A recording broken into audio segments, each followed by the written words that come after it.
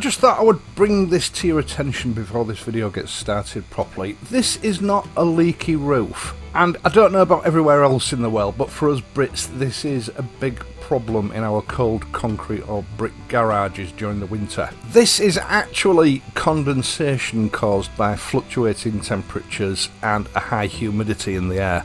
And this is by no means the worst I've seen it get in my unheated garage. So make sure, while your bike or bikes are laid up during this lockdown, during this winter period, that your bike is well coated with a good quality oil-based maintenance spray or something like Silkoline's Pro Prep in order to ward off corrosion. And wherever you can, on slightly breezy, dry days, open your garage door for a few hours to ventilate your garage and dry things out a little bit. You don't have to be constantly riding your bike on wet, salty roads for corrosion to become a problem. A couple of winters in a cold, damp garage can be just as destructive. And a little bit of time prepping your bike at the beginning of the winter can go a long way to preserving your bike. Now, I've been looking back at the 40 years or so that I've been buying bits and pieces for motorcycles, and the amount of money I wasted on accessories and parts that just didn't live up to the hype. In fact, in a lot of cases weren't fit for purpose. I must have wasted thousands of pounds, possibly even tens of thousands of pounds, and I was wondering to myself what it would have been like if YouTube had been around when I was a younger man. Because as much as a lot of people have a love-hate relationship with YouTube,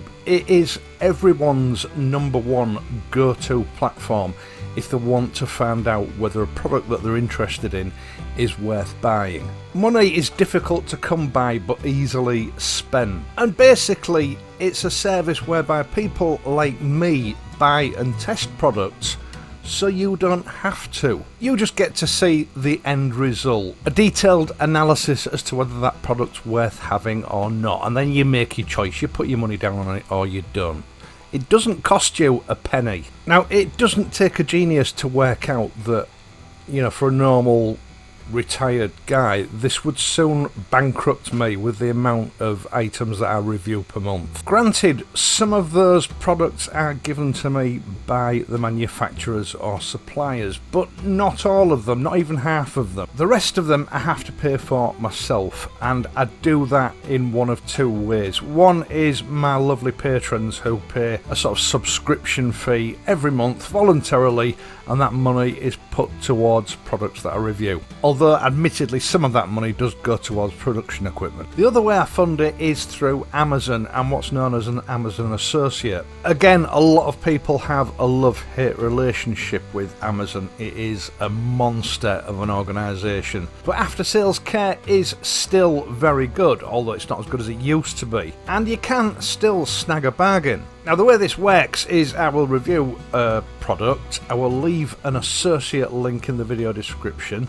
and if you click on that associate link and you purchase something from Amazon, I get a little kickback, and it is a little kickback. It generally speaking works out at less than 0.5%, and everything is very much stacked in Amazon's favour. It takes about 3 months to get paid out from a month's takings, if you like. And the reason for that is so that Amazon can make adjustments to my account if an item turns out to be faulty and it has to be returned, and they have to give the money back, or people simply don't want it and return it, because they make damn sure that they're not paying me 0.5% for a sale that eventually they've had to refund on. The payment threshold per month is £26. If I don't make £26, it rolls over onto the next month. And I would say that there are at least 3, maybe 4 months per year where I don't get paid out. But these two methods put together mean that I do have a steady trickle of money coming in that allows me to buy parts like the Royal Enfield pannier supports that I showed you on Wednesday. Because contrary to what a lot of people believe, I'm not on Royal Enfield's payroll. I have to pay full price for everything I purchase from them, just like you do. Now again, this Amazon Associates program doesn't cost you a penny. You pay exactly the same price for the item that you would pay if you just went on Amazon yourself, searched and found that product. that little kickback that I get is in no way added on to the price of your purchase. Again, it's win-win for you, the viewer. You get the best possible price I can find on Amazon, and by making your purchases in this way, you help fund future reviews. Now, I'm sorry that I've bunged up the first 5 minutes of this video with this information, but I think it is best to be open and honest about how things work. Which brings us on to today's review item, which has been funded in this way. And an Amazon associate link will be provided if you'd like to have a look at it or purchase it. Now, as you may remember, once or twice in the past I've reviewed automatic wristwatches, and various viewers have come forward to ask me if I'll review some motorcycle clocks, and one particular product kept cropping up. Now, to be quite honest, I don't really want a clock on my motorcycle. Riding a bike is my getaway time. I don't want to be governed or reminded of the time. I wear a wristwatch for that purpose, and if I want to know what time it is, I'll wait until the ride's over or I've reached my destination and I'll look at my wristwatch. But that's just me, that's just the way I am, and not everyone is the same. Now, a British company called Time for Bikes has been brought to my attention. Some viewers own these clocks, some viewers are interested in these clocks and want to know more about them. They're about twice the price of your average Chinese generic motorcycle clock, but there are reasons for that, and I'll get into it in a moment. There are various models available for the Triumph T100 air-cooled Bonnevilles, for the Interceptor, although I'm not quite sure how it fits on the Interceptor, and for the Royal Enfield Classic 500. And there's also a choice of dial colours. You can go for a black dial or a white dial to suit the colour of your clocks. Now, I went for the white dialed version because this particular clock is intended for the Royal Enfield Classic 500, which has predominantly white dials. Where this product diverges from your average Chinese version is that the housing itself is made from CNC machined aluminium billet here in the UK. It has a mineral crystal, that's the glass bit that protects the dial, instead of the usual plastic crystal that you'll get on the Chinese versions. It's also waterproof, which I'm told the Chinese versions generally are not. But more importantly, it has a quality Japanese quartz movement rather than, again, a generic Chinese one. And if true, that's quite an important factor, because the Chinese are not very good at quartz movements.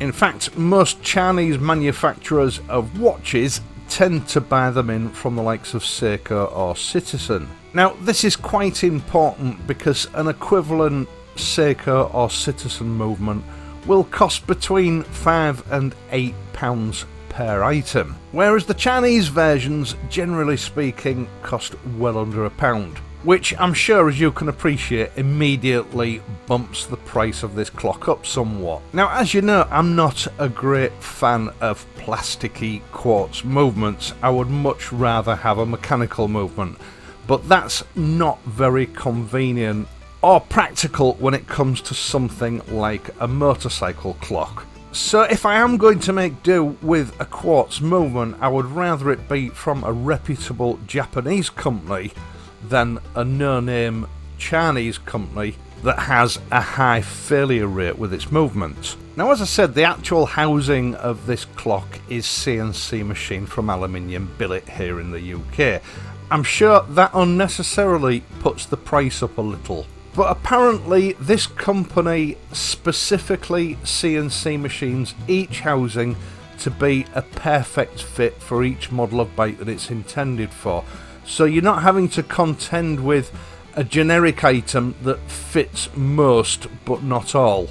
And on some of those that it does fit may not be, shall we say, a satisfactory fit. I also like to support the UK economy where I can, so I don't mind paying the little bit extra that will have cost. Now, I don't know what grade of aluminium has been used for this housing, but it has been cut very nicely It's also been nicely polished, and it is very lightweight. Now, the clock itself is basically a wristwatch that's been fitted into a stainless steel case designed specifically for this type of housing. The bezel has a nice chamfer on it where it meets the housing and the crystal, and it all looks very neat and tidy.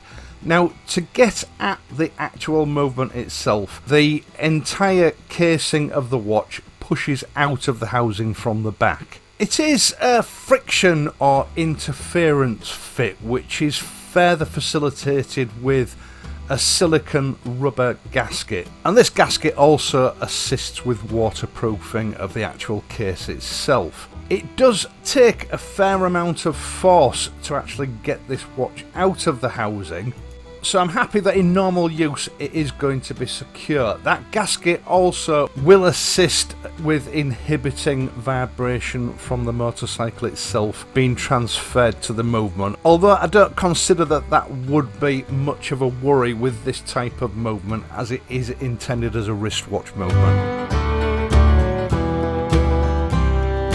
As with any wristwatch, this has a crown at the 3 o'clock position. It only has two positions. Position number 1 pushed all the way in, which is just left there for normal operation of the watch. Position number 2, when you pull the crown out, stops the clock and allows you to adjust the hands to the correct time. Because of the way this watch fits into the housing, they've had to use an undersized crown. It is very small.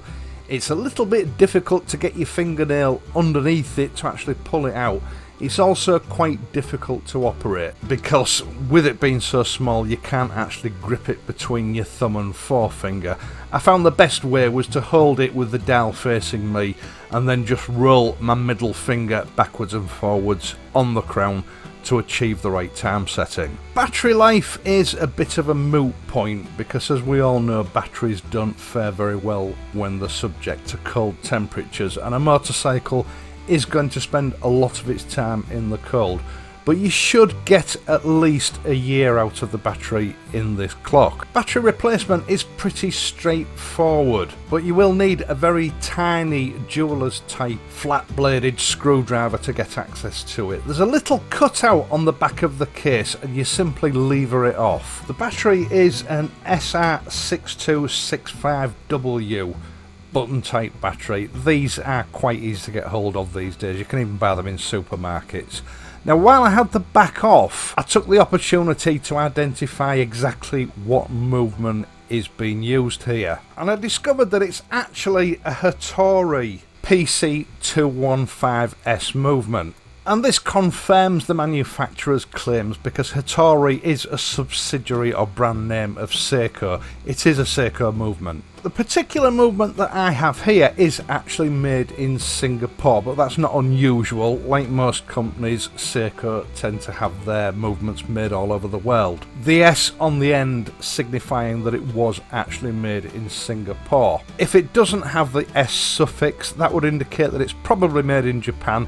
Either way, it doesn't matter, they are all made to the same specifications and quality controls. Now, this is not a high-end movement. The retail individually at around about £7, but it is known to be a very solid, reliable, long-lived workhorse, so it is a good choice for this clock. It runs at a frequency of 32,768 Hz, operating via a tuning fork type quartz crystal, which I think, if I'm not mistaken, was pioneered by Bulova. Accuracy is fairly average for a standard quartz movement, plus or minus 30 seconds a month under normal temperatures, whatever those are. But that is a quoted worst case scenario by Seiko. I think you'll find it runs to much finer tolerances than that. Waterproofing is further enhanced by an O-ring fitted into the stainless steel caseback.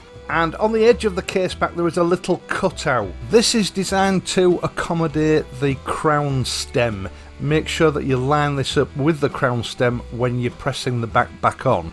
If you don't, it's highly likely that you will damage the crown stem when you press the case back on, and then it's game over for the movement. And once you've located it properly, just a firm press all the way around to make sure that it snaps into place, ready to go back into the mounting. Now, the silicone gasket, when you're fitting it back into the housing, is quite pliable and soft, and care needs to be taken while you're pushing it back in to make sure that it all goes back into the housing. It does have a tendency to sort of squish out the sides, so teasing it into place with your fingernails is usually the order of the day to make sure that it locates properly. It's not difficult, but that is just one thing to look out for so that it doesn't pop back out again. Now, that's the complicated bit over with, really, because the easiest bit is actually fitting it onto the bike. This kit does come complete with the correct size Allen key to operate the grub screw for fitting it to your steering head nut.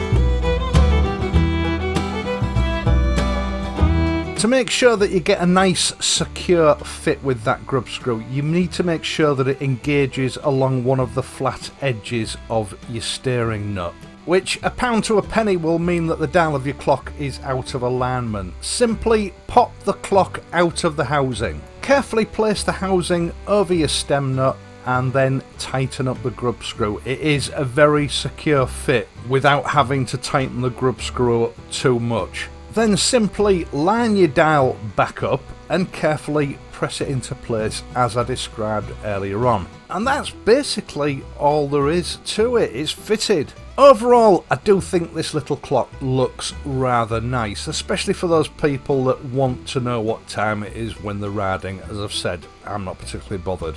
One or two little criticisms though, and I am nitpicking, that I think would make it even better. Now, I didn't take any actual measurements, I just eyeballed it, but it did seem to me that there was room for taking a little bit of flesh off the bottom of the housing so that it doesn't stand up quite as high as it does. It is a little bit obtrusive and in your face when viewed from the side. There may be a good reason why they've made it this tall, but to me it would look better if they could shave a few millimetres off it. Now, I forgot to mention this dial is actually loomed, so it should give some visibility in the dark, but the main problem I have with it is the font that they've used for the numbers. It's completely different to the font used by Royal Enfield on the Speedo. Now, the numbers on the Speedo are a very nice sort of 1940s, 1950s font. It's got a really nice vintage look to it. But the font on the clock itself are a very modern sort of office or classroom wall clock font. For me, it spoils it. So does the fact that it says quartz just above the 6 o'clock. I suspect that this has been a cost issue and they've just used a generic dial, sort of using the closest match that they could find. And it is just my personal view, but for me it sort of shatters the illusion a bit. I would even have been willing to pay just a little bit more to get a dial that is more in keeping with the clocks on the bike. The devil is definitely in the detail when it comes to parts like this. I'd like to say a big thank you to those viewers that brought these clocks to my attention, and as I said earlier on, I will leave a link in the video description down below. I'll also see if I can find a link for the Interceptor version and the air-cooled Bonneville versions. Once again, thank you so much for taking the time to watch this video and my other videos, and in doing so helping to support the channel.